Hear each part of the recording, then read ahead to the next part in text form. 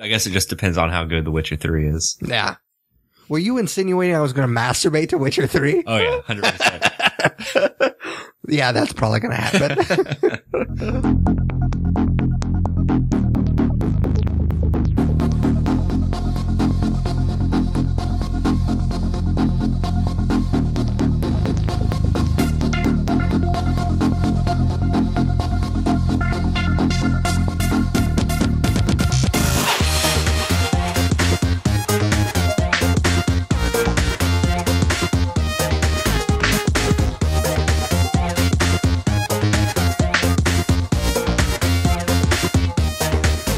Hey guys, welcome to another episode of the Nerd You're Looking For podcast, a weekly nerd culture podcast that discusses the culture through various segments. My name is Patrick Kuhn, alongside my co-host, as always, that Tyler Hunt. How's it going, man?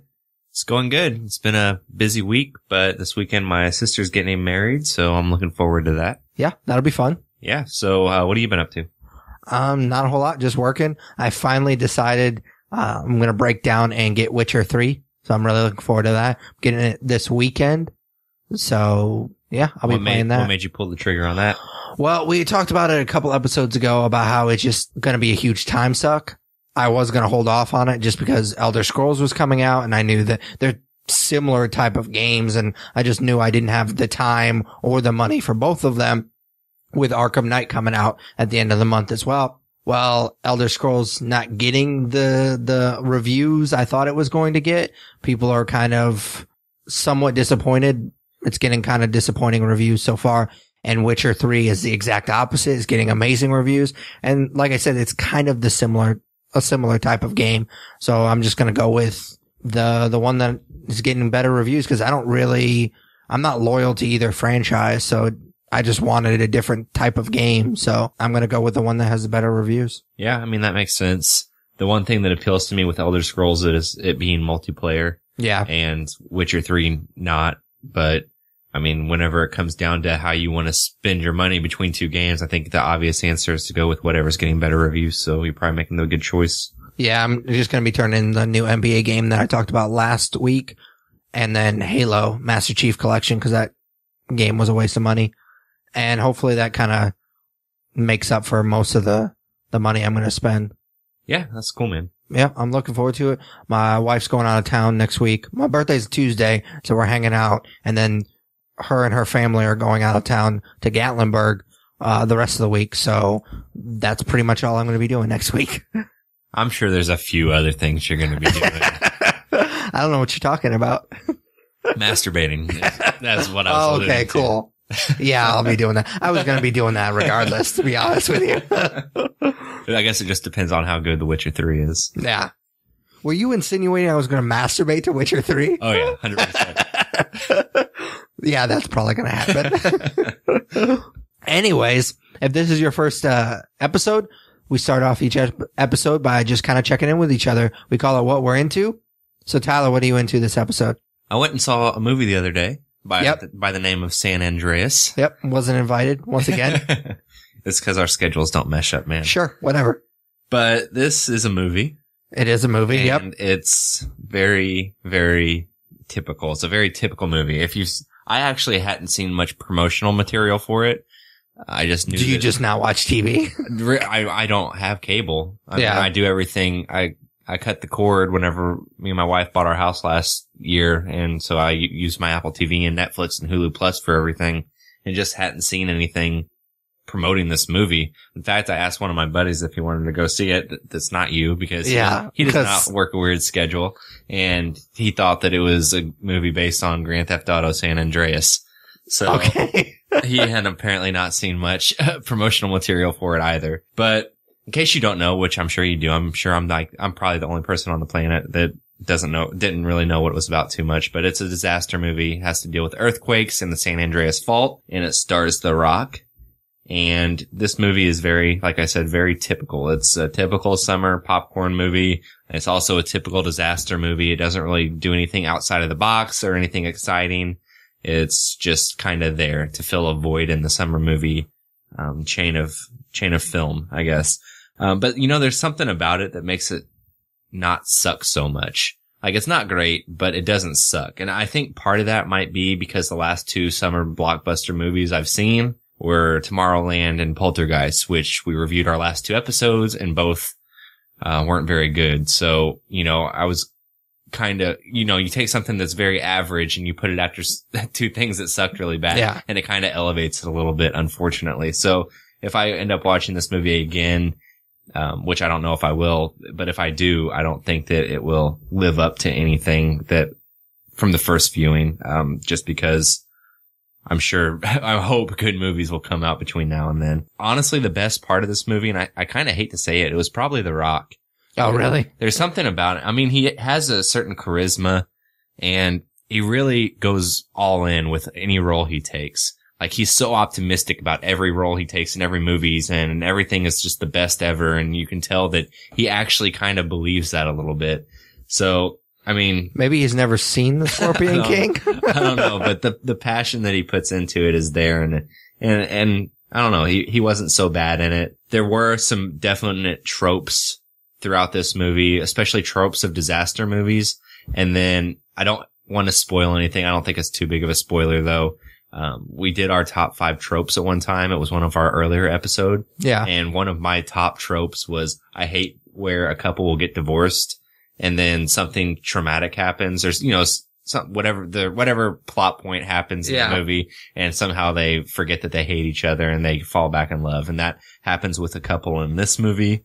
So that was a bit annoying. Paul Giamatti's in it, and I didn't know he was in this movie. Yeah. And it's a very minimal role. He spends all of his time in one room, and he never interacts with The Rock. Let me guess, he's a scientist. Yep, 100%. And he's basically just there. The whole point of his character is to explain to the audience what's happening. Yeah. Like, there's a news reporter that's interviewing him because him and his colleague have discovered how to predict earthquakes. And so she's there interviewing him when all this shit starts to go down. And it is literally him explaining to her what is happening and why. And that's just letting the audience know while The Rock's off trying to save his daughter. So basically, I guess what I'm getting at, it's a very basic story, but for now, I would think I would give it a 3 out of 5. Oh, cool. One thing that I have heard about this movie, and I don't know if it's correct, and I don't know if you have the knowledge to back it up or not, but from what I hear is it's pretty accurate. Like, from what I hear, they had a lot of like earthquake scientists. Yeah. I did consult on this movie, and a lot of what Paul Giamatti says in that particular scene. Now, I haven't seen the movie, so I don't know. And even if I did see the movie, I don't know anything. So I wouldn't be able to back that up. But from what I hear, it's pretty accurate. Yeah, that's what I've read too. And it doesn't seem super far-fetched that this could happen. I think what's far-fetched is the level of destruction it causes. Yeah. Like, the level of destruction in this movie is insane. And, I mean, I guess an earthquake could theoretically do that. And I guess California is kind of overdue for a big earthquake. But I don't know if this level of destruction would happen. But again, I have no reason to base that on anything. Yeah. The movie's a little over the top, obviously. It's a summer disaster movie. So now, would you have seen this movie if there was anything else playing? No. Yeah. I actually almost went and saw Entourage instead. Really? I've seen the whole series of Entourage. Oh, yeah, that's right. I forgot about that. I mean, it's not that great. It was just something that my roommates and I just kind of watched in college. It was something that we hadn't, like, we just started watching it together and we finished it out together. But I would have rather seen Entourage than this. But it just didn't work out that way. So. All right, cool. All right, man. What are you into? I am into a new TV series called Bloodline. It's on Netflix. Matt from The Obsessive Viewer has been talking this show up a lot on their podcast, and I was looking for something new, and I obviously respect his opinion on things. So I was like, you know what? I'll binge the shit out of this for like a week and see how it is. It's a brilliant show. I loved it. I was constantly surprised at how well crafted it was. And I guess I shouldn't be, because Netflix is putting out some really great shows recently with House of Cards, Daredevil, and then Orange is the New Black. I haven't seen it, but I've heard only good things about it. So I guess I shouldn't have been surprised, but this show never had a loose thread in it. Like, there was one aspect of it that, and I don't want to spoil anything, that I thought was going to be a loose thread, because they this character pops up here and there throughout the season.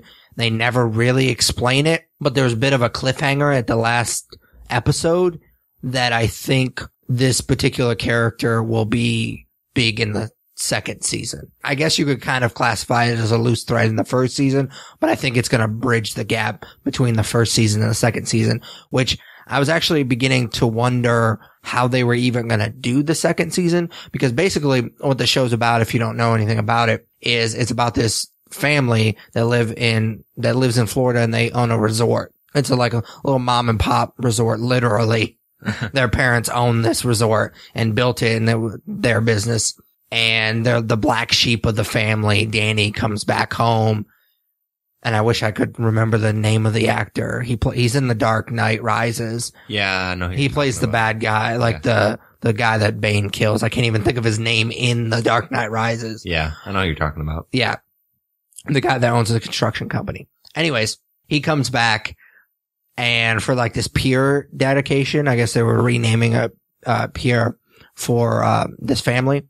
And he just kind of shakes stuff up and kind of throws this whole family dynamic into chaos. And he really just kind of fucks shit up for the family. And I won't tell you what happens, but this character probably won't be coming back for the second season. So I was very curious how they were going to do the second season, because he brings all the drama. If there's no Danny, there's no show, because it's just a family. Keep it on. So I'm curious to see what they're going to do with the second season. And the cliffhanger was really interesting. And I'm excited to see the second season, to binge it, because I'm assuming it's going to be released just like House of Cards and all the other Netflix show. They're just going to release it on that one day. What I really liked about it was it seemed like, and a lot of the Netflix shows are like this because they just release it all at once. They obviously shoot it.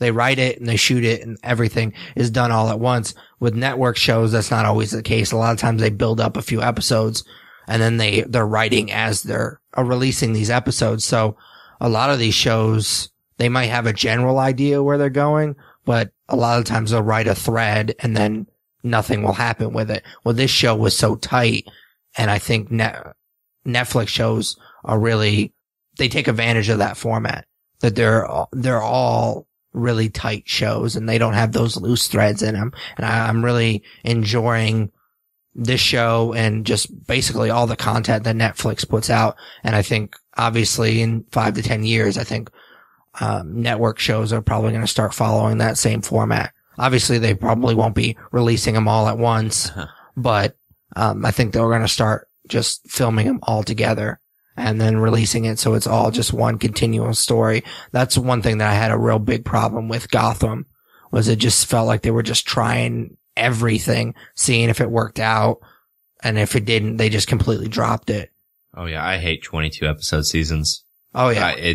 There's only so much story you can tell in one season, and by stretching it out to 22 episodes, there's bound to be episodes that don't work. Yeah. So and that show was even worse because it wasn't supposed to be.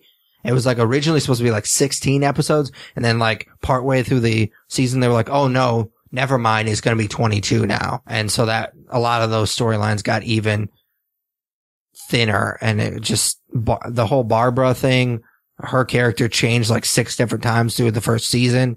And nothing like that happened in Bloodline. Well, it was just so tight. I think that's why Daredevil's unanimously loved too, whereas, S.H.I.E.L.D. is kind of hit or miss for some people. Because S.H.I.E.L.D. is 22 episodes and it's kind of all over the place sometimes, at least from what I've seen. I know that Agents of S.H.I.E.L.D. Yeah, that's one. Okay. S.H.I.E.L.D.'s a completely different show. Yeah. I'm sorry. I'm sorry. I was very confused. I'm not talking about the That was a weird pull. Comparing Daredevil to a show that was on 10 years ago. Yeah. No, I'm sorry. Agents of S.H.I.E.L.D. I lost my train of thought. Yeah. But you get what I'm saying. Yeah, it's all over the place. All right, cool. All right, so our next segment is just plainly called Comics. Tyler and I read a bunch of comics each week, and we just like to spotlight one that we find interesting. So Tyler, what are you reading this week? I'm really excited to bring up Star Wars number 6. Yep. Now I'm having like this weird thing where it might be Star Wars number 7, whichever one came out this week. I believe. I wish I could back you up, but I read so much, it's hard to keep count. And of course, whenever I Google Star Wars 7, it's going to be Star Wars, Episode 7. Episode 7. Okay. So I was right. It is Star Wars number 6. And a lot of stuff happens in this issue that kind of expands on the Star Wars universe that we know and love. And I want to get into plot points, but I guess the difficult thing when you talk about an issue into a run of a comic like this that's not a number 1, you can't really talk about plot points without spoiling things that happened in the issues before it. So I don't know where we kind of stand with that as a podcast. So I'm going to leave things pretty vague, but like I said, a lot of cool things happen in this issue that expand on the Star Wars universe, especially surrounding characters like Luke Skywalker and Han Solo and Darth Vader, specifically in this issue. So the issue starts off with this cool confrontation between Boba Fett and Luke Skywalker. And I won't go into details on how that plays out, but it's a really cool, few pages that they kind of fight, I guess, a little bit. And, then the story shifts to where Han and Leia are, and they're on a mission, and they're forced to land on this planet that nobody really knows about, except for very few people. And it's at this point that a new character is introduced. And this new character, while I won't expand on who he or she is, definitely adds a lot of backstory to the Han Solo character that we've never heard before. And it's kind of left on a cliffhanger there, but it's going to definitely rattle things as far as the Star Wars universe is concerned, as looking at like I said, Han Solo's backstory, that a part of it that we've never known before. And then the issue actually ends with Boba Fett Boba Fett had been sent out to find Luke Skywalker, and I mentioned that they have a scene together at the beginning of the issue, and that this issue wraps up with Boba Fett reporting back to Darth Vader what happens and some other information that he found. And the news that Darth Vader receives in this issue it's almost sent a shiver down my spine. It was a really powerful scene. I hate that I had to be so vague about it, but like, I know you haven't read it yet, Pat. Yeah. And I don't want to spoil it for you, and I don't want to spoil it for any listeners that aren't caught up on Star Wars, especially since this issue just recently came out. But I very much loved the ending with Darth Vader. And it's cool too, because I read this comic and then I read Darth Vader number 6, and the same exact scene is at the end of Darth Vader number 6, but it's a few panels longer. Yeah. So it's kind of expanded on. So I really like what they're doing with these comics and how they're interweaving them, and just how the story is growing in the Star Wars universe. I mentioned before when we first reviewed Star Wars number 1 that I appreciate that they're pumping up the mythos, but it kind of makes it weird to go back and watch the movies now, knowing that, well, hey, this stuff actually happened between episodes 4 and 5. And I still feel that way, but as a standalone comic story, it's been really awesome. Yeah, I love how they weave the Darth Vader standalone series and the Star Wars. I haven't read any of the other ones. I haven't read the Princess Leia or the Padawan. I don't even know what that one's called. Yeah, I think that's off of Star Wars and Rebels, isn't it? And maybe. I don't read Princess Leia or that either. Yeah, I don't read those. It's cool. There's an advertisement in these issues, though, for a Lando Calrissian. Oh, yeah. Standalone comic coming out in July. Yeah, I love it. I'm not caught up on either Star Wars 6 or Darth Vader 6. I've only read up to 5, but they're really great, and I like them a lot so far. Yeah, you're in for a treat. I really enjoyed Which one should I read first? Definitely Star Wars 6. Okay. For sure. Yeah, 100%. All right, man. What comic are you into? I am into the number 1 for Infinity Gaunlet, which is a Secret Wars kind of side story, I guess. Yeah. It reminds me a lot of The Walking Dead. Like it's more of a Walking Dead type of story, like a post-apocalyptic type of story than it is a Marvel story. It follows a group or a family, 2 young daughters, their father and their grandfather, basically surviving in this post-apocalyptic world. And they're being hunted by these, I guess, alien bug things. Their mother left to join the Nova Corps, which is basically that and a little bit of a cameo from Thanos is the only thing that even reminds you that you're reading a Marvel story. And basically this comic is just follow them around. You kind of learn their struggle, how they're dealing with their mother. They assume that she's dead, cause she's never come back. And it's just really interesting, the family dynamic. The sisters argue whether or not their mom's dead, and it gets their father upset and all this. It's really interesting. And, I love the artwork. The artwork looks amazing. It reminds me a lot of, again, The Walking Dead, like early Walking Dead, with Tony Moore, who's going to be at Indie PopCon, which, I'm really looking forward to seeing if he'll sign one of my Walking Dead volumes. I mean, it's just a great comic. Have you read it yet? Yeah, I did. I actually read it this afternoon. I purged through a lot of comics that I bought this last new release day today before we started recording, and that was one of the ones I read, and I did not like it. It's not what I expected, and I think that's why. I was expecting this big Thanos thing, and it's not. The cover is very deceiving. Oh, for sure. And I actually got a variant cover that's stupid, but I mean, I think it's funny. It's like a little cartoon Thanos saying, "Come at me, bro," which has nothing to do, with cause I mean, he's in it for barely. He's barely in it. Yeah. And it's the first issue. Yeah. I mean, I understand that maybe if you're wanting to tell this smaller story, you don't start off with Thanos. If you start off with his family, but even the regular cover, Star-Lord's on the front. Yeah. And Star-Lord's nowhere in this comic, and there's no hint that he's going to be in this comic. Yeah, but I mean, Thanos is a Guardians. Yeah, a Guardians villain. So, yeah. I mean, we'll see. And don't they have the kids in Nova Corps? Am I thinking of a different cover? Yeah. And at the bottom of the cover, the whole family's in Nova Corps. Yeah. Nova Corps uniform. Yeah. I don't know. I'm just not really big on what Marvel's doing right now. Oh, really? I think they're really shooting themselves in the foot.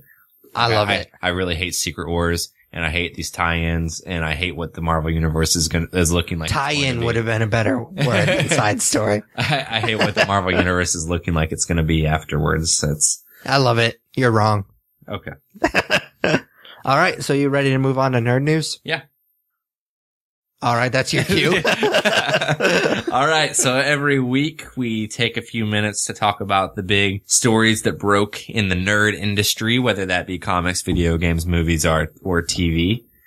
We just pick out some of the articles that we think are most interesting, and we're going to go through them right now. So, first off, I just want to say, super crazy coincidence. You posted this on Twitter, but last week we went on a small tangent about Green Inferno and how that movie never got released. And literally like 48 hours later, they released, they put out a new release date for it. So it's coming out September 25th. Yeah, I got kind of crazy with the upcoming schedule for the podcast. I don't know if you got to look at that yet. I sent that to you earlier. I didn't. And I thought it would be fun if we reviewed Green Inferno. I don't know. It's getting a theatrical release, but who knows if it'll come to Evansville. Yeah, it's only 1,000 theaters, but I think they're doing a tie-in with it digitally. Okay, so cool. It'll be downloadable. Okay, cool. I thought it would be kind of fun to review that because it's pretty close to Shocktober. So that's on the schedule, Tyler. But that's kind of subject to change. Yeah, for sure. I mean, that's 4 months out? Yeah. 3 months out, whatever. All right, cool. So I'm excited to see that though. I'm glad that it finally got a release date. It's weird. Like we said last week, it was weird that it was just sitting on the shelf somewhere, 100% made, ready to go. I like to think that they listened and they were like, oh yeah, that is weird that we have that full movie made. Like, holy shit, I forgot we had that movie sitting there. Next up, we have a short list of Spider-Man directors, and the top two people are Ted Melfi, who directed St. Vincent, and haven't seen it. Jonathan Levine, who directed Warm Bodies. I really liked St. Vincent, but you don't watch that movie and think, man, this guy could do Spider-Man. Yeah. So it's really either of these directors. It's kind of, I don't know how they would do because they've never done anything this big of a scope like Spider-Man. So I'm kind of indifferent to either. I think that I lean more towards Ted Melfi because I enjoyed St. Vincent much more than I enjoyed Warm Bodies. Do you think it matters that they are both kind of comedic directors? I mean, those two movies are, I mean, Warm Bodies is kind of a dark comedy, but it's still. That's the great thing about St. Vincent. I think that might be why I lean more towards him, Ted Melfi. And I hate that I have to keep saying his name because I don't know that I'm pronouncing it right. But St. Vincent has a lot of humor to it, but also has a lot of drama to it. And that's kind of who Spider-Man is. Yeah, like, for sure. That's what I'm saying. Like, yeah, Bill Murray's character in that movie is a wisecracking old man who's, I mean, nowhere near like what's the same characteristics as Spider-Man, but you could take that and compare it more easily to Spider-Man than you could anything that happened in Warm Bodies. So you're saying that Bill Murray should be the new Spider-Man? Essentially. Apparently we make news here. Yeah. So hashtag Bill Murray for Spider-Man. I'm on board. All right. So moving right along. This is a story that I don't think either of us care about, but all right, cool. As a nerd news reporter, it's my due diligence to report said story. So Eddie Redmayne has signed on to do the Harry Potter spin-off movie that's based on the book Fantastic Beasts and Where to Find Them. Not only do I not have any idea what this book is about, because I never finished the Harry Potter series. You've never seen the movies? No.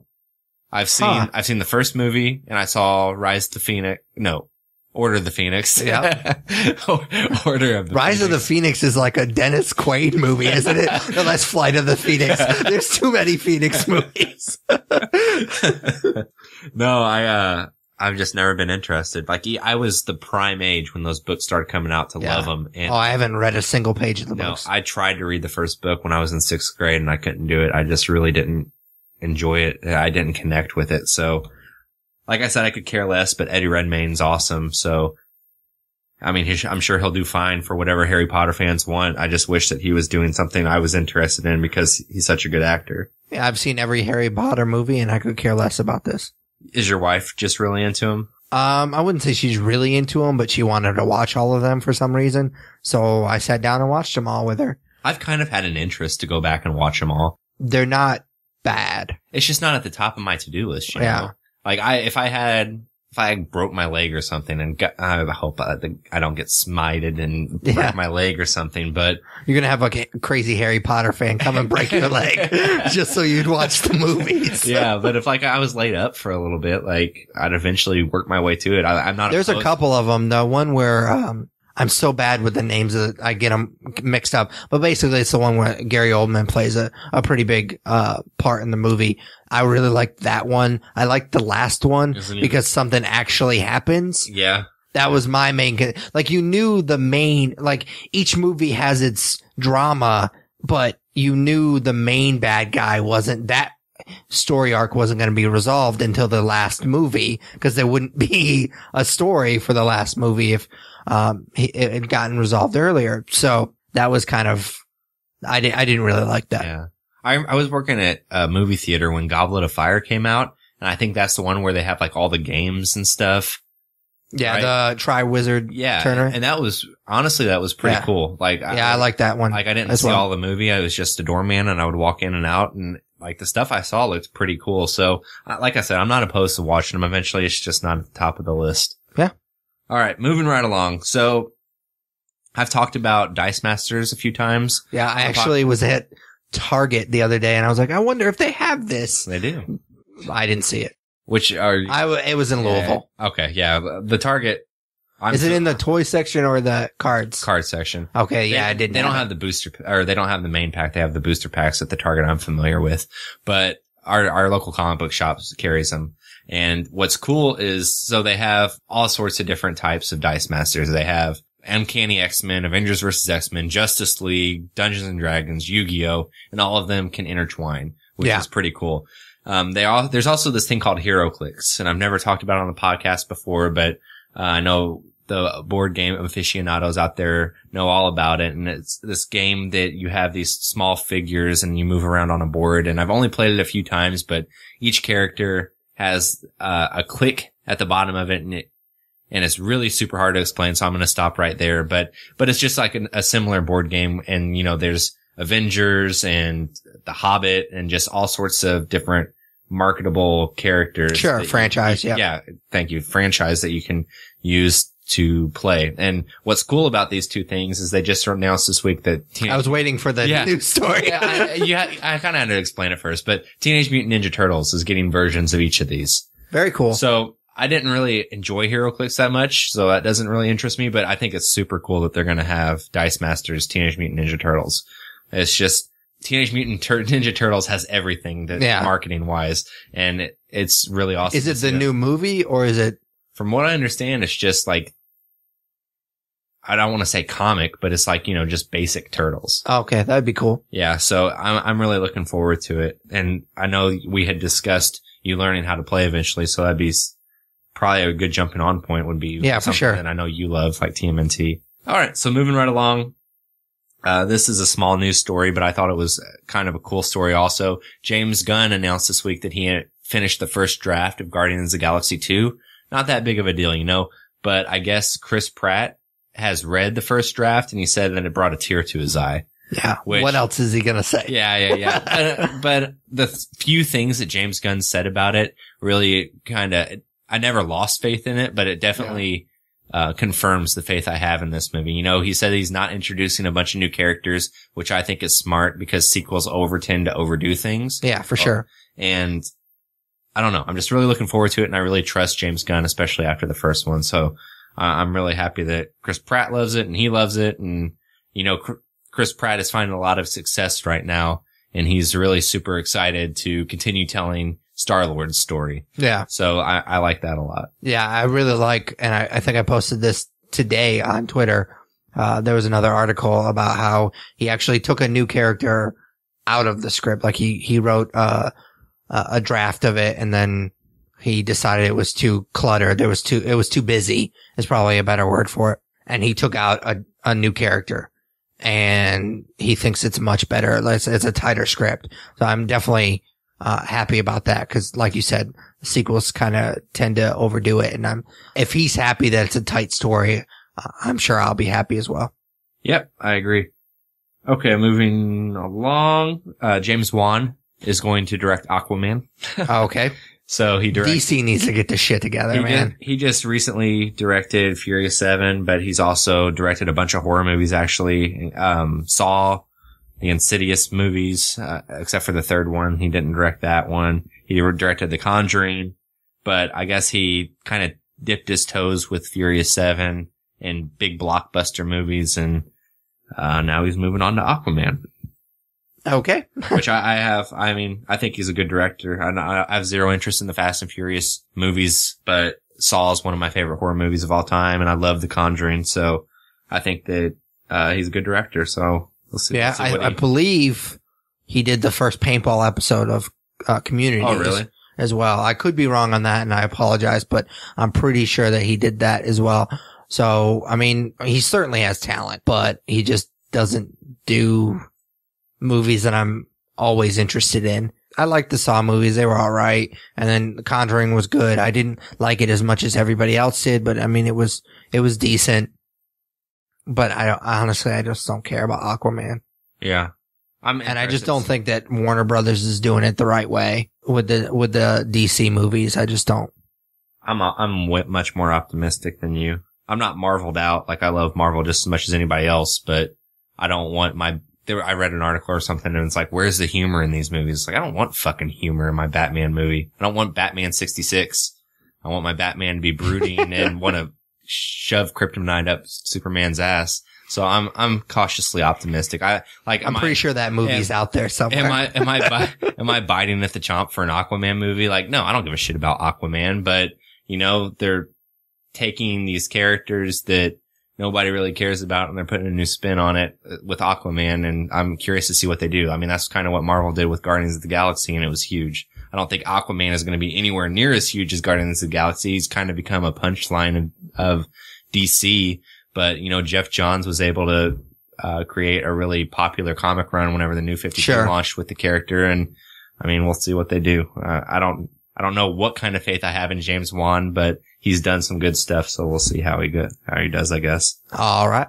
I know you said you never watch Entourage. What's funny about Entourage is I don't know how familiar you are with it, but he stars in Aquaman movie. Yeah, by James Cameron makes it. Yeah. Yeah. So it's kind of funny. It was kind of like a joke on the show, this big superhero craze, and they picked the superhero that would probably never get a movie. And now we're getting an Aquaman movie. 3 more stories. They all have to do with Star Wars. So first is they announced this new game that's going to be coming out at the end of the year, I think. It's for mobile, which is weird, but it's an RPG game for your mobile devices, and it's going to take place after Return of the Jedi. So I guess what's interesting about that is it's kind of our first little taste of what's going to be canon after the Return of the Jedi that's going to lead up to Star Wars Episode 7. I would doubt that it gets too much involved in the story we're going to see in The Force Awakens. Yeah. But I guess that's interesting. I don't know. Yeah. I've seen some stuff about this game and it looks pretty cool. I'm definitely interested. I'm not too interested in mobile gaming though, for whatever reason. If I play a game on my phone, it's fun and I can get lost in it for a while, but it just doesn't have the same feel as sitting and playing a game on a console. It has to be a certain type of game. There are certain things that I look for in mobile games. I don't like Game of War because I feel like you have to constantly play. And I mean, it makes sense. There's in-app purchases and stuff and they're trying to make money or whatever. For me, I'm trying to kill time at work. I don't want a game that I can still play and feel fine if I set it down for a couple of days and then just pick it up again. I don't know if this new Star Wars game is that. It might be a little bit more detailed than just being able to set it down and pick it up whenever I want, just kill time at work. But that's kind of what I look for in mobile games. Yeah, I 100% agree. You know, the Star Wars game I'm really looking forward to is Battlefront. Oh yeah, for sure. I have high hopes for that game. I love the original too, so I'm really looking forward to that. All right. Okay, just a couple more stories. They're both about Star Wars anthology movies, actually. So the second anthology movie has kind of been discussed as it's going to be about Boba Fett. This is the movie that Josh Trank dropped out of. Said to be a Boba Fett story, and now it's coming out that it's going to include Han Solo, a young Han Solo, and the exploits that happened between Boba Fett and him. And I thought that was a little interesting, and I know we've probably touched on it on previous episodes, but I'm curious what your opinion is on, basically recasting Han Solo as a younger version. How do you think that would impact your viewings of the original trilogy? It really just depends on who they get. Yeah. But I mean, that goes for any movie. I'm okay with it. I don't hold Harrison Ford in that high of regard as an actor. I mean, I think he's good as Indiana Jones. He's good as Han Solo. I think it's easier to recast Indiana Jones than it is Han Solo, because the way they're doing these movies now, especially the anthology movies, is it's still the same universe. Whereas with Indiana Jones, you'd almost be doing a reboot. Yeah. So you watch this anthology movie that takes place before episode 4, and you see somebody who looks completely different than Harrison Ford playing a slightly younger Han Solo, and then you pop in a New Hope, and it's Harrison Ford. And I understand that you just have to be a intelligent moviegoer. Like you know what the situation is. These movies were made decades apart from each other, but it just doesn't, I like my movies to flow, and there's just no flow there.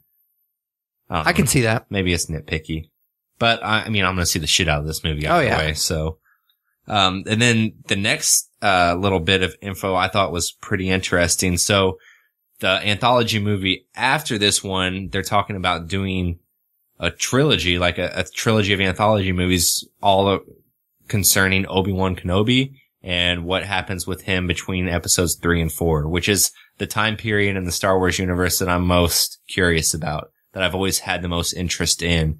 Like, what did he do on that planet, on Tatooine, for 20 years? So I'm all on board for that. This is all rumors, so who knows if it's going to actually happen, but they said that they're actually somebody said they're talking to Ewan McGregor about reprising his role, and Darth Maul could possibly make an appearance, and who knows what of that is true. I think the Ewan McGregor part makes sense, but who knows if Darth Maul will come back. I mean, he was revived in that Star Wars Rebels or Star Wars Clone Wars TV show, and I'm not too familiar on how they did that, but I think that's a really interesting concept, and it'd be a cool trilogy. Oh yeah, for sure. I mean, he's an interesting character. One of the characters that I actually liked from the prequel trilogy. So I'd definitely be for that. I don't know if 3 films is too much. That's what I was thinking. I was thinking you could probably tell it in one movie. Oh yeah, for sure. And to stretch it out to 3 movies is a little crazy. Like, seriously, what the fuck did he get up to for 19 years? It's worth 3 movies. Like, he was just supposed to be looking over Luke. But it makes me think of this picture I saw on the internet earlier this week. It was a side-by-side of Ewan McGregor as Obi-Wan Kenobi and Alec Guinness as Obi-Wan Kenobi. Yeah. And it's like, Obi-Wan Kenobi 19 years apart, what happened? And Alec Guinness is just way older and more shot out than Ewan McGregor was. So I thought that was pretty funny. But yeah, I'm on board for it for sure. Ewan McGregor was awesome as Obi-Wan Kenobi in the prequels. Yeah, for sure. All right, man. That's all I got for nerd news. All right. So the next segment is just our main topic. It changes from episode to episode. This episode, we did our Poltergeist review last week, and that got us thinking just horror remakes. I also found this article on Rolling Stone, the 13 best and worst modern horror movie remakes. And it kind of just solidified the thought that maybe this is something that we should talk about. Tyler and I are big horror fans, and so we love just talking about horror movies. So we are going to do our top 5 horror remakes this episode. I'm guessing that Poltergeist is not going to make either one of our lists, but I guess we'll see. Tyler, what is your number 5? Making this list was pretty rough because... Oh, yeah, I probably should have asked you. Just even thinking about horror remakes, there's definitely more bad than there are good. Yeah, for sure. But when these horror remakes are good, they are typically very good. Like, I thoroughly enjoy all 5 movies on my list. So I'll just, like you said, start with number 5. My number 5 is Fright Night. Okay. So this was put out just a few years ago. It stars Colin Farrell, Anton Yelchin. I want to say Vera Farmiga. She plays the mom, doesn't she? Or no, I get these two mixed up. It's the lady from Little Miss Sunshine. Oh, what the fuck's her name? I can't think of her name either. But I can see her face. That doesn't help you. She's in the way back too. Yeah, as Toni Collette. Yep. Doesn't she look like Vera Farmiga a little, or remind you of her? Sure. Okay, but also David Tennant's in it. And this movie's just super fun. I think we actually saw this movie together. Yes, we did. When it came out, back in 2011. And I had I wouldn't say zero interest, but I had never seen the original. Have you seen it since? No. Okay. But I've never seen the original, and I had, no expectations for it. And I wouldn't say it blew me away, but it was really fun. It was a really fun watch. I love the way the story progresses. It was over the top, but in a good way. I thought I really like Anton Yelchin, and I thought he was great in this movie. Colin Farrell's hit or miss for me, and I thought that he was serviceable as the villain in this movie. I forget what his name is as the vampire. I really didn't do my homework, I guess. But this movie came out right after the Twilight craze where vampires kind of took a dive. Yeah. And in a way, it almost brought him back. It brought him back to being scary. And I really appreciated that. And what I like about this movie, and there's other movies like it, but I really am into movies about the monster next door. Yeah. So you remember the movie Disturbia with I wasn't a huge fan. I enjoy that movie. I like the idea of the monster, like I said, the monster next door. So that's another reason why I think I really dug this movie quite a bit. But yep, that's my number 5, Fright Night. I like this movie as well. When I made this list, I had 6 movies that came to mind, and this was the 6th one. This is the one. If we had an honorable mention section, this would be it. I have seen the original. I think it does a great job of taking the tone of the original and just updating it is basically all it did. Yeah. And that, for me, remakes in general, not just horror remakes, that's what I want. I want it to just kind of update it, bring it to the new moviegoer. In the first one, he's a host of one of those, like, I don't know what you would call it, like monster movie type of shows on TV. And those don't really exist anymore. And so now he was Doctor Who. What was his name? David Tennant. Yep, there it is. He's a vampire, like Vegas showman. So I like that. They kind of took it a little bit more modern. And there was a lot of touches in this movie that I liked. I hated his friend in the first one. And so that was, oh my God, he was so annoying. What's his name in Is it Eddie? Oh, I was talking about the character, Christopher Mintz-Plasse. Yeah, I never thought that he would be the less annoying of the two, but if you watch the first one, you know he is super annoying in the first one. His laugh is just, oh my God. It just, it makes you cringe. But yeah, I really like this movie a lot. Yeah, awesome. What's your number 5? My number 5, and I think this is going to upset you, because I think you're the one that doesn't like this movie. I can't remember which one of my friends doesn't like this movie. But my number 5 is Halloween, the 2007 Halloween remake. Yeah? Are you the friend? Oh, yeah. Okay. I fucking hate this movie. All right. Well, I guess it'll make for an interesting conversation. Like I said, I think this is going to be kind of controversial because I looked this up and I never looked this up before. It has a 25% on Rotten Tomatoes. Does it? People do not like this movie, and I understand why people don't like it. I think it's more of a personal preference kind of thing. Most people like how the first Halloween, Michael Myers is just pure evil.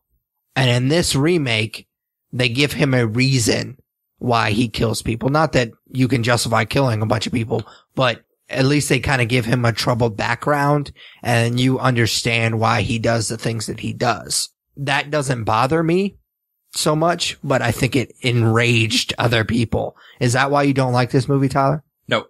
Okay, why don't you like this movie then? The first movie, or the original movie, I should say, is simple, and it's a great movie, and this amazing movie. It's one of my favorite horror movies of all time. And maybe part of the reason I don't like this movie is because I had high hopes for it. When they announced this movie, I was so excited. It's like Rob Zombie's making a Halloween movie, and you know, I love this franchise and I'm super excited for it.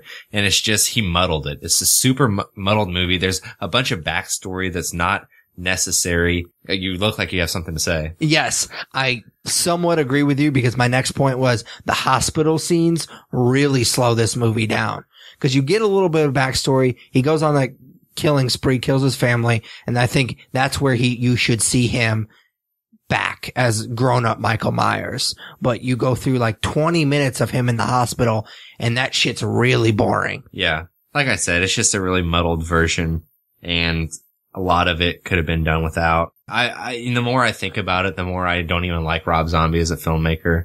Oh, really? Like, Devil Rejects is fine and House of a Thousand Corpses is fine, but I heard the, Lords of Salem is awful. I haven't seen it, but this movie is awful. And somehow he managed to do even worse with Halloween 2, which is garbage. Halloween 2 is awful. I hated it. So honestly, I think it's a Rob Zombie thing for me. Have you seen the unrated version? No. Have I ever told you this before? I don't think so. I own the unrated DVD version of this movie. Had no idea. I guess I never watched it, which is weird for me because I'm always like, even if I've seen the movie, I want to I bought the DVD for a reason. Yeah. I want to watch that copy at least once. I watched it this past October. I saw this movie in the theater and I must have never watched the DVD, the unrated version, because the hospital scene where he gets out, completely different. Is it? It will fuck you up. I'm assuming you're never going to see it again. I haven't seen it since I saw it in theaters. Yeah. Instead of, I don't even remember how he gets out in the theatrical version. I don't either. I can't even remember. Well, basically, 10 years. The new orderly comes in and him and his buddy come in and rape another patient. And then they take her into Michael Myers' room and like try to get him to rape her as well. And then he just kills them. And then that's how he gets out. Okay. It's really fucked up. Like it was hard to watch. That's pretty weird. Yeah, it's super weird. Yeah. That sounds like a Rob Zombie thing to do that. Yeah. I would have remembered this if I watched it. The only thing I like about this movie is that Danielle Harris is in it. Yeah. And I thought that's like a cool little callback to the Halloween movies where she plays his little, is it niece? Sure. I believe she plays It's been so long since I've watched those movies. Yeah. I love the Halloween franchise though, and I think that's what I didn't like about it is it just completely, he took it and he made it something that I didn't appreciate, I guess. I don't know. Oh, they're transferring him. That's how he gets out in the theatrical version. They're transferring him. Yep. All right. Anyways, no, you're number 4. All right. My number 4 is Let Me In. So this movie, really? This movie came out in 2010. It's a remake of Swedish? Yep. Yeah, a Swedish movie called Let the Right One In. Yep. Which I've seen, actually, and I have not. I've owned it on DVD. It's really fucking weird. And it gets a lot of praise. Like, people love this movie, but it's very strange. And maybe it don't have a taste for Swedish movies or something. They have delicious fish, though. I'll give you that. But, so this is an instance where I think the remake is a million times better than the original. I really appreciate what Matt Reeves did with it. I think I could be wrong, but I want to say this was his first movie after Cloverfield. I forgot that he did this. Yeah, I want to say it was his first movie after Cloverfield. And, Chloe Grace Moretz is in it, and this was her coming off of playing Hit Girl and Kick-Ass. She hadn't done a whole lot at the time. And, there was really no star power in this movie. It's just this little vampire movie that was based on a Swedish or a Norwegian movie. I can't remember which it is. And I really enjoyed it. It really took me by surprise. It's, for those of you that don't know, it's about this, kid named Owen who is bullied at school, and he ends up befriending a vampire that's a little girl. And obviously she's older than a little girl. Vampires are immortal. And it's just this weird movie where she has like this older man who's her like guardian. He's just known as the father in the movie. He's played by Richard Jenkins. And it's really hard to explain without spoiling stuff and getting into a lot of plot details. But just the friendship that grows between Owen and this girl, and then how things start to turn dark as the movie progresses, was really entertaining to me. And I think it's a really serviceable horror movie and a very serviceable vampire movie. Again, like Fright Night, vampires were at this point coming off of the Twilight Saga, and they were sparkly and not scary. And these movies like Fright Night and Let Me In kind of made them more serious again in a way. So I really appreciate it for doing that as well. Yeah, I am not a huge fan of this movie. I blind bought it on Blu-ray, and I'd never seen the original. And I don't know. I just never really got into it. The original has an 8.0 on IMDb, and that is just insane to me. I don't get it. I've never seen it, so I can't comment on it. This Shocktober, I'm going to let you borrow the DVD. Okay. I'm curious what you think. Okay, so 3 years from now, I'll get that DVD. Oh my gosh, it's a weird ass movie, man. Sorry to interrupt you. I just can't. No, I mean, that was pretty much all I had. It's been so long since I've seen it. I've only watched it once. It's hard for me to comment. I will agree with you that it is kind of creepy. I like the relationship between, Owen and, I don't even know her name in the movie. Abby? Yeah. I liked their growing relationship in the beginning, but then when it gets towards the end of the movie, I think from what I remember thinking that it kind of got off the rails a little bit, but it's been so long and I've only seen it once, so that could be completely wrong. All right, man. So what's your number 4? My number 4, cheating a little bit because I'm going to talk about Evil Dead and how I think, and people will disagree with me, that this movie's actually been remade twice. First in 87 with Evil Dead 2, which is the controversy because a lot of people think that that's a sequel. I disagree. I think it's a remake. It's essentially the same movie. And then, of course, the more traditional remake in 2013. So the first one, the 87 version, Evil Dead 2, basically, I feel like it's Raimi just making the movie again, just with a little bit more of a budget and a tighter script. I think it being Ash and his girlfriend, just the two of them, I think it makes a much better movie, much tighter movie. I just like the story a lot better.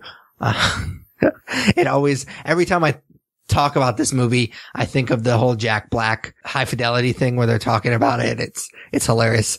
But basically Jack Black sums it up perfectly. He says it's funny, violent, and the soundtrack kicks fucking ass. And that's pretty much Evil Dead 2. I mean, I'm sure our listeners are probably screaming at me that it's a sequel. Obviously, it's called Evil Dead 2, but watch Evil Dead and Evil Dead 2 back to back and tell me that that's not the same fucking movie.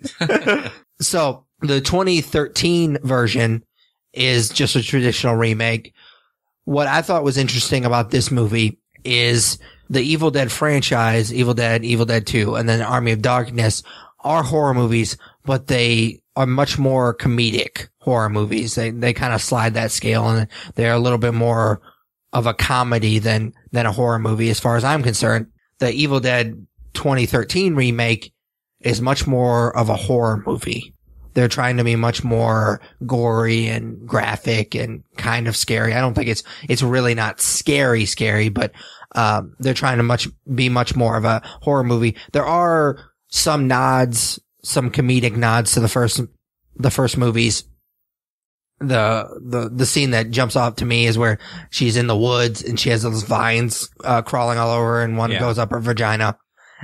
Oh, dude. Yeah. What? We talked about rape. No, you talked about rape. Anyways, so I mean, obviously that's played for comedic effect, but I love how they have the whole drug addiction storyline and how her friends don't really know if it's withdrawal or if she's actually possessed. I think it's an interesting way to do that movie. And I just liked it. I mean, it's a different kind of movie. Obviously they're in a cabin and it's similar themes, but, it's a different take on the movie, and I enjoyed it. I haven't watched it in a while, so maybe it doesn't hold up, but I really liked it a lot. Yeah, I love this movie. I remember when it came out on Blu-ray, I was like showing it to everyone too. Like, it showed it to my wife.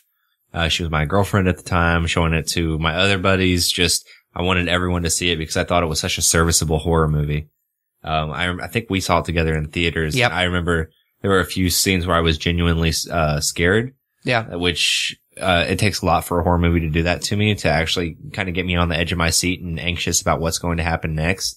And, this movie uses a lot of gross visuals, and like it almost makes you feel grimy and gross and aroused when the vine goes in her vagina. Yeah.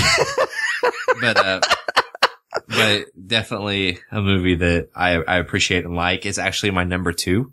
Okay, so cool. Whenever we get to my number 2, we'll just kind of skip over it. But all right. But no, it's fantastic. I love it so much. Yeah, it's actually just kind of a weird side story. It was actually the first time I saw a movie that was supposed to be released on Friday on a Thursday night. Really? I remember we went and saw it, and you had texted me. You're like, "Oh, well, there's a 7:00 on Thursday that we could go see." I was like, "What?" And you're like, "Oh, yeah, they've been doing this for a couple of weeks now. You can go see movies on Thursday." And I was like, "How is that even possible? Like, how are they allowed to do that?" And that was this movie. That's awesome. Yep. It's all kind of weird that you remember that too. I have weird memory. I can't remember names, but I can remember shit like that. All right. So what are we on? Number 3? Yep. So my number 3 is Dawn of the Dead.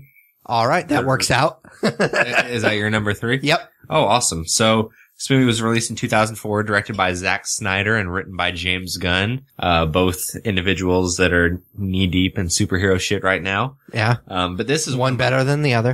But this is one of my favorite zombie movies of all time. And I know that you're a big zombie guy and you have strong opinions on the genre, but this was one of the first rated R movies I saw in theaters, I think. Not the first, but it was up there as being one of the first. And I just loved it so much. The way that it mixes humor and horror. That's a fine line, and not a lot of movies can do that very well, but I think this movie does. I think it's funny that Ty Burrell is in this movie as like the sleazeball and, banging chicks and just a total douchebag. And now he's like America's favorite dad on television on Modern Family. But yeah, I'll be honest, and you're gonna kill me. I've never seen the original. Yeah, I know, your boy George Romero, but, I don't know. This movie, it's still up there. Like I said, it's one of my favorite zombie movies of all time. It was one of the first zombie movies I ever saw that I fell in love with. And I can still watch it to this day and just be entranced the whole time. It's a great movie. Yeah, it's fantastic. I actually kind of go back and forth about which one I like more, the original or this version. I always kind of go back to the original just because, I mean, I'm a huge George Romero fan, but it's not just that. I think the original version has a lot more social satire to it, social commentary. And this one just kind of replaces that with a lot more violence and gore, which is fine. I mean, it is what it is. It's just kind of personal preference, but I like the first one because I kind of like my movies like that with a little bit of a message. And so I like that. But for me, this movie will always have a soft spot in my heart, which is kind of weird to say about a movie like this, but it was actually the gateway for me to his movies. Because I had never watched a George Romero movie before. Oh, I didn't know that. And then I saw this movie, I think it was with my buddies, Dustin and John. And I was like, wow, this movie's fucking awesome. And they're like, oh yeah, it's a remake. And then I started watching his movies and I loved them. And so this movie will always kind of remind me of it's my gateway to his movies. And, even though I do like the original better, this movie is definitely more than a serviceable remake. It's right up there with the original. And it was also one of the first movies I remember seeing that, and I don't know if I should spoil it or not, but basically the twist at the end where they don't survive. Yeah. And I don't remember seeing a movie before this that the heroes don't survive. Yeah. And I just loved that twist. I was already in love with this movie, and then that twist ending, I was like, that's fucking brilliant. Yeah, for sure. All right. Well, it kind of worked out that your number 3 was also my number 3, and then Evil Dead was your number 2, so I'm just gonna go on to my number 2. Yeah. It kind of worked out that way. My number 2 is another remake of a George Romero movie, The Crazies, which was released in 2010. I mentioned in Dawn of the Dead, I kind of went back and forth, but I prefer the original. This movie, I actually prefer the remake. The Crazies, the 2010 version, is a much tighter version of The Crazies, the George Romero version. Have you ever seen it? Yeah, I've only seen it once, though. Which one? Oh, I'm sorry. The remake I've only seen once. I've never seen the original. Oh, okay. Yeah, I'll have to let you borrow it. It's pretty good. It's kind of a different movie, actually. Really? It's as much as I like him, it's a little all over the place. Yeah. And this is a much tighter version of that movie, which I like a lot. And I've seen this movie kind of an embarrassing amount of times. Like for some reason, I think has a lot to do with Timothy Olyphant's performance. I'm just kind of drawn to it. It's just such a cool fucking movie. I'll be honest, I don't remember a ton about it because I've only seen it the one time, but I really enjoyed it and I fucking love Timothy Olyphant so much. So yeah, it's really awesome that he's the star of it. Yeah. And like Dawn of the Dead, it does have that not quite as like for sure ending that they don't make it, but there's a little bit of a hint that they're not going to make it. And I like that. Yeah, I agree. All right. So you're number 1, I guess. My number 1 is Quarantine. No, I'm just kidding. Oh my God. I was like, what? No, that's a joke. My number 1 is, of course, The Thing. Yeah. The 1982 version of The Thing, not the one that just recently came out within. Well, that was a sequel. 10 years. Yeah. Or a prequel. A prequel to the 1982 version. But I don't know how common knowledge it is, but the 1982 version of The Thing is a remake of a movie that came out earlier, and I don't know what. The Thing from Another World. Great. What year? You know? 52. Or 51, sorry. I thought it was the 50s. Yeah, so 51. This movie, is this your number 1 by any chance? Yep. All right, cool. So we can just talk about how awesome it is. Yep. So this is by far, by leaps and bounds, my favorite sci-fi horror movie. Oh yeah. I don't know how popular of opinion that is, because I guess Alien and Aliens and all those movies could be considered sci-fi horror.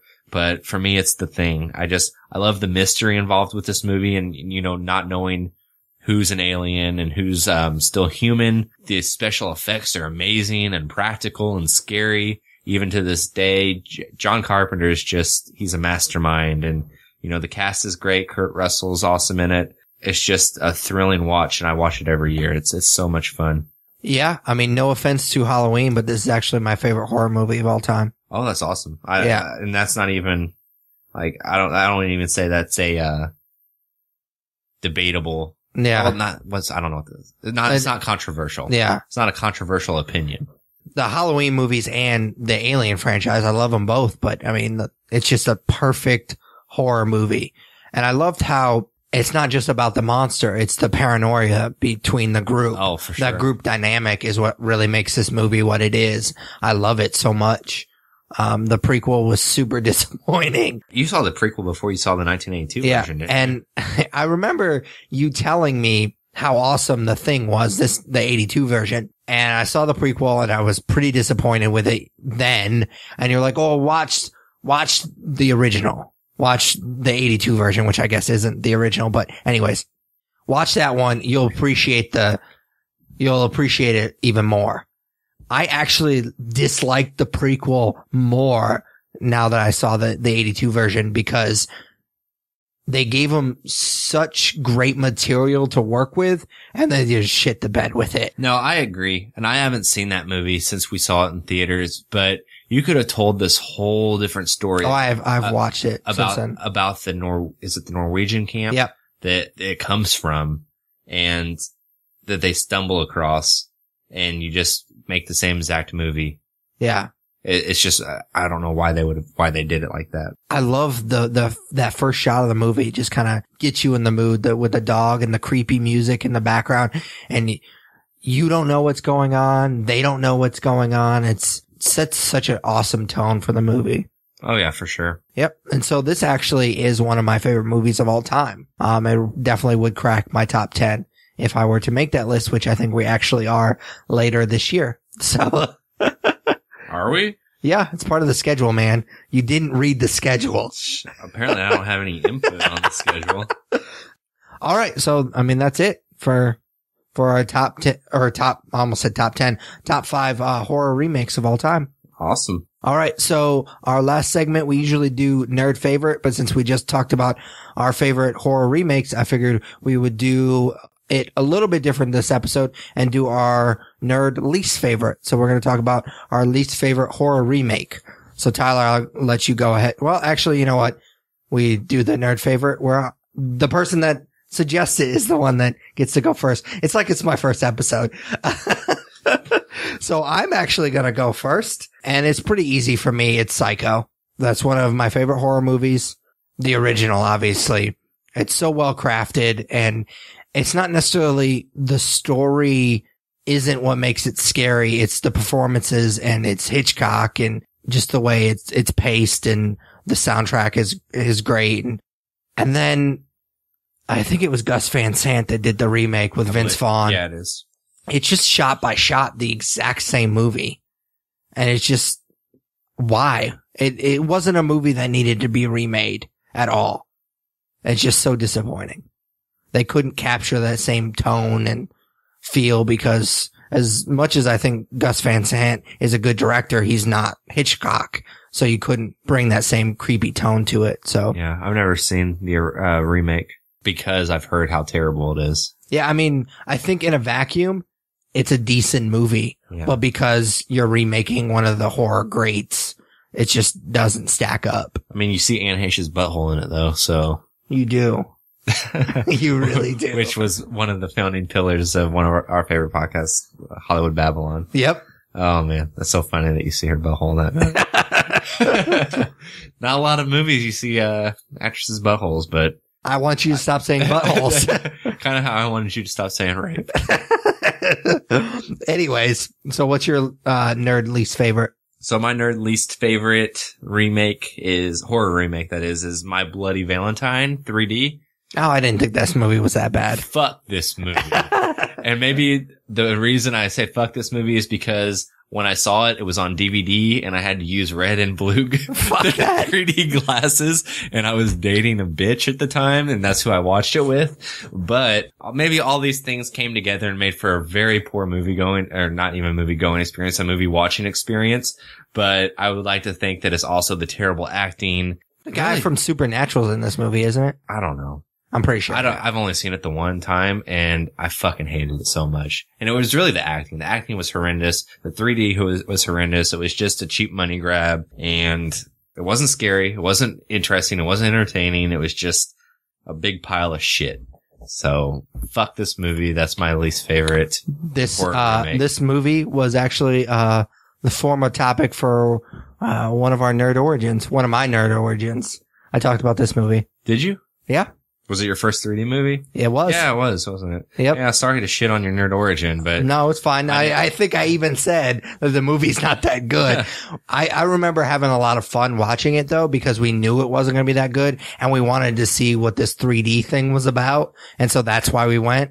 Yeah. But, I mean, it was just one of those movies that we didn't care that much about. And maybe it was different because you were in a theater and the 3D was digital, right? So. Sure. It wasn't red and blue glasses. No, it was not red and blue. Okay. Glasses. So yeah. So I'm sure that that was a little bit more redeemable, but I guess all of the circumstances surrounding the way I watched this movie and who I watched it with and just the movie being what it was made it a very unenjoyable experience. Yeah, I can imagine. I've had those movies. The Crazies actually, when I saw it in the theaters, one of the worst theater experience I've ever had.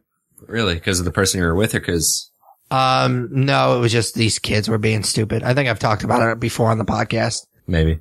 As always, you can follow us on Twitter at The Nerds Podcast. Like us on Facebook, follow us on Google Plus, rate, review us on iTunes, Stitcher Radio, basically any good podcast directory. I just emailed TuneIn, which is a new music/podcasting hub. And so we'll be adding that to the list here shortly in the next couple of days. You can email us at thenerdsyou'relooking@gmail.com.